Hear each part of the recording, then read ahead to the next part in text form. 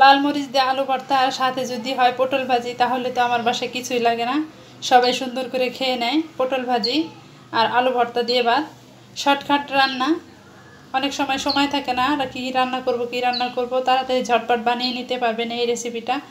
তো আমি আজকে করে দেখাবো পটল ভাজি। পটল ভাজি এক একজনে এক একভাবে বানায়, তাই আজকে আমি ভিন্ন স্বাদের ভিন্ন রকমের পটল ভাজি করে দেখাবো। পটল ভাজি করার জন্য এখানে আমি নিয়েছি চাউলের গুঁড়ি, না, চাউলটা ভিজে গুঁড়া শিলপাটায় বেটে নিছি। তারপর নিয়েছি লবণ, মরিচের গুঁড়ি, হলুদের গুঁড়ি, তারপর নিয়েছি কিছু আস্ত জিরা, সুন্দর ফ্লেভার আসার জন্য আস্ত জিরা নিয়েছি। তারপর একটু নিয়েছি রসুন বাটা, এখানে আমি রসুন বাটাটা অ্যাড করছি, আর কোনো বাটাবাটি অ্যাড করি নাই। এখন আমি সুন্দর একটা ডো তৈরি করে নেব। হাই ফ্রেন্ডস, আসসালামু আলাইকুম। কেমন আছেন আপনারা সবাই? আশা করি সবাই ভালো আছেন। আমি টাঙ্গাইল থেকে বলছি সীমা, আপনারা দেখছেন আপনাদের পছন্দের ইউটিউব চ্যানেল। আজকে আমি করে দেখাবো পটল ভাজি। সেই জন্য পটল ভাজি করার জন্য সুন্দর একটি ডো করে নিতেছি। সুন্দর করে ভালো মতো মাখিয়ে নেবেন। আর চাউলটা বেটে দিলে কি মুসমুসে হয়, অনেক খেতেও দারুণ লাগে।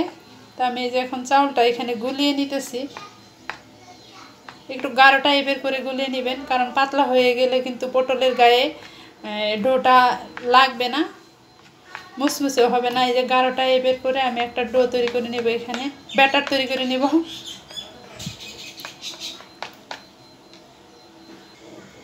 এরকম একটা ব্যাটার তৈরি করে নিয়েছি। ব্যাটার বলতে গিয়ে বারবার ডো বলে ফেলছি, সরি। তো এরকম আমি একটা ব্যাটার তৈরি করে নিয়েছি। এই ব্যাটারের মধ্যে পটলগুলা সুন্দর করে দিয়ে দেব। আর পটলগুলো আমি এরকম করে কেটে নিয়েছি। এই তো এরকম করে কেটে সুন্দর করে দিয়ে পানি ঝরিয়ে নিয়েছি। পানি ঝরিয়ে কিন্তু নিতে হবে, তা না হলে কিন্তু ব্যাটারটা সুন্দর মতো লাগবে না পটলের গায়ে, সেজন্য পানি ঝরিয়ে নেবেন। এখন ভাজি করার জন্য সরাসরি চুলায় চলে যাব। ভাজি করার জন্য ফ্রাই প্যানে তেল দিয়ে দিছি। আর এখানে তো একটা পটল নিয়ে নিছি। পটলটা সুন্দর করে কোট করতে হবে, যেন পুরোপুরি ব্যাটারটা পটলের গায়ে লাগে, সেদিকে খেয়াল রেখে কোট করে নিতে হবে। তো আমার এই যে কোট করে নেওয়া হয়ে গেছে। এখন আমি ভাজি করব, চুলায় দিয়ে দিব ভাজি করার জন্য।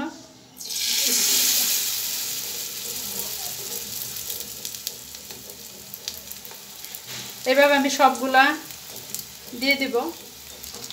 এই তো আমি এতগুলা দিয়ে দিছি, আরও কিছু আছে বাকি। এখন ওই পিঠ আমি সুন্দর করে ভাজি করে নিব। আমি আবার উল্টিয়ে নিলাম। উল্টিয়ে নিলে একটু ঢেকে ভাজি করবেন, তা না হলে কিন্তু পটলটা সিদ্ধ হবে না। আর আস্তে আস্তে ভাজি করে নেবেন, চুলার আঁচটা একটু কমিয়ে দিয়ে ভাজি করবেন। উল্টাপাল্টা করে দুই পিঠ ভাজি করে নিয়েছি, এখন আমি চুলা থেকে নামিয়ে নিব। এই তো সবগুলো ভাজি করে কমপ্লিট করে নিয়েছি। দেখেন আমারটা এরকম হয়েছে। অনেক কিন্তু মুসমুসে হয় চাউল বেটে দেওয়ার জন্য। আর আপনারা চাইলে চাউল গুঁড়ি করেও দিতে পারবেন, চাউলের গুঁড়িটাও করতে পারবেন, কিন্তু মুসমুসাটা কম হবে। আর এইভাবে দিলে মুসমুসাটা একটু বেশি হয়। ভিডিওটা ভালো লাগলে অবশ্যই কিন্তু সাবস্ক্রাইব করবেন, আমার চ্যানেলের সাথেই থাকবেন। সবাই ভালো থাকবেন, সুস্থ থাকবেন। সবাই আমার পরিবারের জন্য দোয়া করবেন। সাথে আলু ভর্তা, শুকনো মরিচ দিয়ে আলু ভর্তা করে নেবেন, আরও টেস্টি হবে, আরও মজা হবে। আজকের মতো এই পর্যন্তই। আসসালামু আলাইকুম, আল্লাহ হাফেজ।